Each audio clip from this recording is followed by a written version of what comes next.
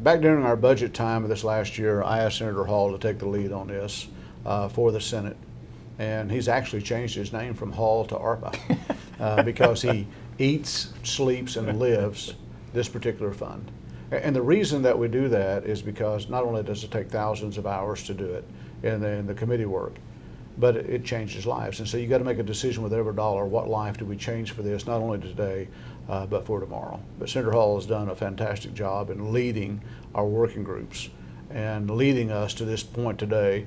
We worked through about 44, 45 different projects today, a little less than 2 hours, but represented thousands of hours of work. Well, we've been given the keys to a $1.8 billion checkbook that can make generational change here in Oklahoma. So I want to thank Chairman Thompson for the trust and confidence that he's placed in me as we've worked through this process.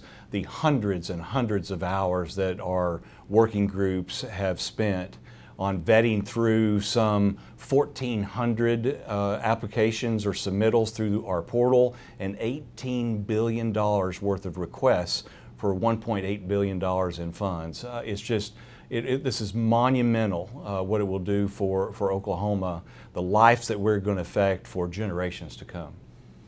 What do you think are the key areas where we're going to see the most change?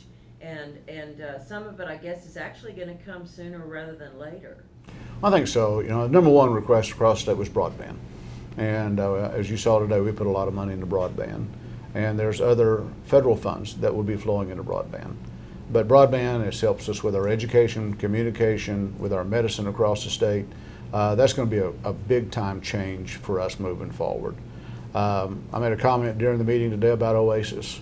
And it's one of the most amazing things in North Tulsa as they're providing food to people, but also services, housing services, where they need SNAP benefits, child care services, and jobs, and helping them get jobs. That's just one little small piece of it. We get into our mental health piece that we worked on, and what a great need across the state in mental health. So I look at all of this is that we have not changed lives for a moment, but we've changed lives forever. In Oklahoma. We've become a different state because of the actions of the Oklahoma State Senate and the Oklahoma House of Representatives. So the number one request, as the chairman already said, was in broadband. The number two request was for water and sewer infrastructure needs here in the state of Oklahoma.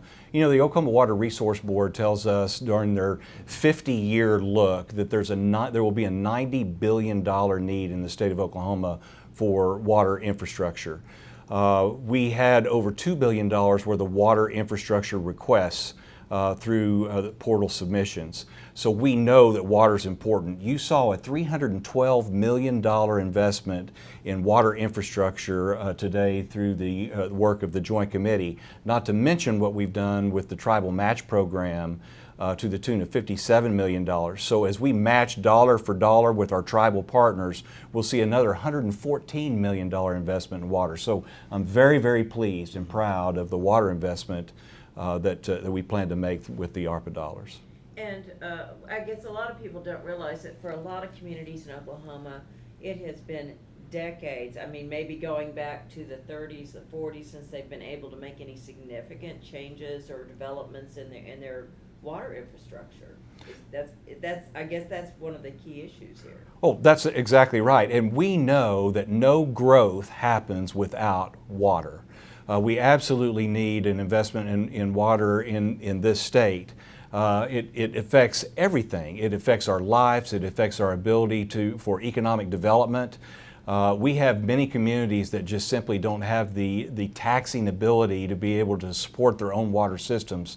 And so taking this once in a lifetime opportunity through the dollars we've received through the federal government and make this investment in water will affect lives for many, many years to come. And other needs as far as medicine and health care access, and as well as getting people in the pipeline, those are addressed here. Well, absolutely. Early on in the first group that we worked on today with Senator Hast and Pro Tem Hilbert, we dealt with health and human services all the way through. And so there's some research centers that are being built. I think that's great. They're going to be helping with address diabetes and heart disease for years to come. There is going to be the pharmaceutical that we dealt with today on opioids. And even though it wasn't mentioned in the meeting today, our number one that we have is fentanyl that's coming in. I mean, we've got to address some of these. We're laying some infrastructure to be able to do that across the state. Still yet, I think one of the greatest things we're doing is our children's behavioral health at OU. We're going to quit sending our most critical kids out of state. We're going to take care of them here, and we're going to address the mental health problems in the state of Oklahoma.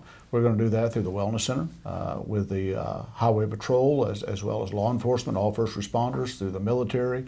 We're going to be doing that through the Veterans Administration. We're going to be building a new mental health hospital where Griffin just needs to be replaced. All of those things are life-changing for the people of Oklahoma. And workforce development. So I'm particularly proud of the work that Senator Pugh and Representative Baker have done in economic development and workforce development. What they've done related to workforce development really will set the course for the state of Oklahoma.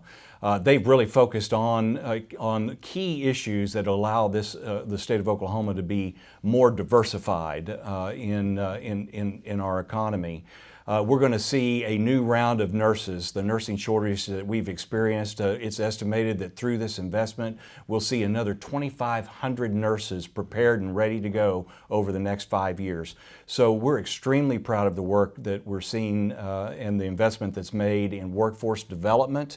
I think it's tremendous and will have far-reaching impact for many years to come. How would you each briefly sum up the importance of these projects and what they're going to do for the state of Oklahoma, for the citizens of Oklahoma, for not just a few years to come, but for generations to come? Could you each address that in closing?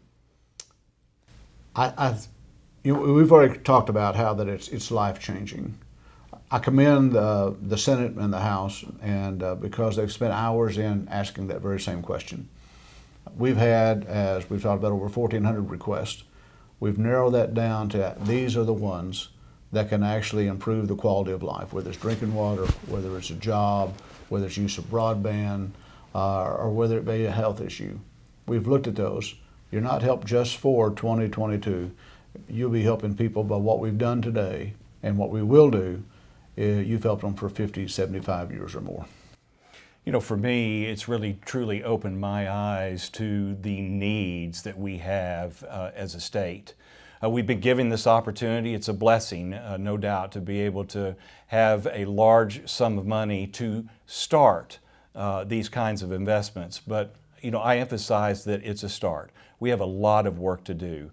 Under the direction and the guidance of Chairman Thompson and the hard work of our Senate members and the entire legislature, we have scratched the surface of what we can do to impact the citizens of Oklahoma, but we still have a lot of work left to do. I am thrilled with what we've accomplished here today, but this is just the beginning. Oklahoma and its future is bright, and under the leadership of Senator Thompson, we can expect great things to come.